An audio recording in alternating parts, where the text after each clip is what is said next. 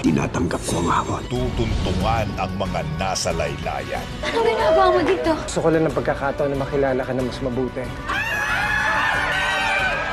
Walang binatbat ang pagpapanggap.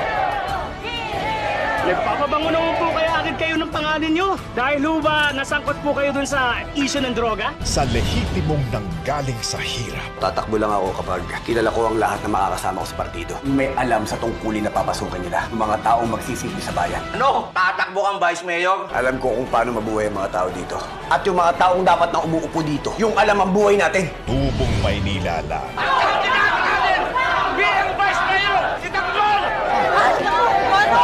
Mayor, ayos lang ba ho kayo? Ang tunay na may malasakit. Magtutulong-tulong tayo para tulungan ang buong Maynila. Mabuhay ang bagong Vice Mayor ng Maynila!